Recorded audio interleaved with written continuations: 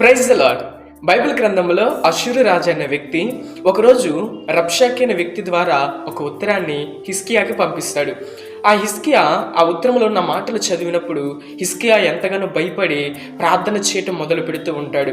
ఆ ఉత్తరంలో ఏముంటుందంటే, హిజ్కియాని హతము చేస్తానని, నువ్వెంత, నీ అధికారం ఎంత, నీ దేవుడు ఎంత అని దేవుని కూడా దూషిస్తూ ఎన్నో మాటలు మాట్లాడుతూ ఆ ఉత్తరంలో ఉంటుంది.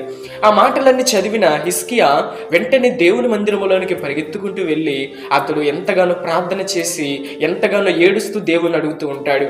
అయితే అతని ప్రార్థన విన్న దేవుడు ఆ యొక్క మందిరంలో యెషయా భక్తుడు ఉంటే యెషయా భక్తుడి ద్వారా దేవుడు మాట్లాడతాడు. అష్షూరు రాజు చెప్పిన మాటలకు నువ్వు భయపడవద్దు, నీ పట్ల నేను గొప్ప కార్యం జరిగిస్తానని దేవుడు హిజ్కియాకి ధైర్యాన్ని కలిగించినప్పుడు జరిగిన గొప్ప అద్భుతం ఏంటో తెలుసా?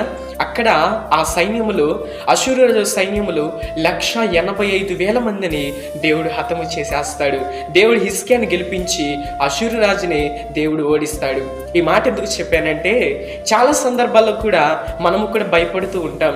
ఎవరైనా ఏదైనా మనల్ని చేస్తారని, లేకపోతే ఏదైనా సమస్యలను చూసి, ఏదైనా శోధనలు చూసి భయపడే వ్యక్తులు ఈరోజు చాలా మంది కూడా ఉంటారు. ప్రియమైన దేవుని బిడ్డలారా, దేవుడు హిజ్కియాకి నువ్వు భయపడవద్దని దేవుడు ఆజ్ఞ ఇచ్చాడు. ఎందుకంటే మాట ఇచ్చి తప్పుటకు ఆయన నరుడు కాదండి. మనుషులైన మాటలు ఇచ్చి తప్పుతారేమో, కానీ దేవుడు నీకు మాట ఇచ్చి నీకు తోడుగా ఉంటానని చెప్పాడంటే నీ జీవితాంతం వరకు కూడా ఆయన నీ చెయ్యి అయితే వదిలిపెట్టే దేవుడు కాదు. ఈరోజు ప్రతి విషయానికి నువ్వు బాధపడుతున్నావేమో, ప్రతి విషయానికి భయపడుతున్నావేమో. ఈ కుటుంబాన్ని ఎలాగ నడిపించాలి, ఈ సమస్యలు ఎలాగ జయించుకోవాలి, ఈ వ్యాపారం ఎలా జరిగించాలి, ఈ ఉద్యోగంలో ఎలా మంచి నైపుణ్యతను సంపాదించుకోవాలని బహుశా రోజు నువ్వు ప్రతి విషయానికి కూడా బాధపడుతున్నట్లయితే ఈరోజు దేవుడు నీతోనే మాట్లాడుతున్నాడు. ఏ విషయంలో భయపడవద్దు, ప్రతి విషయంలో ప్రార్థన చేయి. హిజ్కియాకి ఒక సమస్య వచ్చినప్పుడు ప్రార్థన చేశాడు. ఆ సమస్యను బట్టి దేవుడు అతనికి తోడుగా ఉన్నాడు. ఈరోజు నీకు కూడా ఏ సమస్యలో, ఏ శోధనలో ఉన్నా నువ్వు కూడా ప్రార్థన చేయి. దేవుడి నీ పట్ల గొప్ప కార్యాలు జరిగించి దేవుడి నిన్ను ఉన్నత స్థానంలో నిలిపే ఒక రోజు త్వరలోనే రాబోతుంది.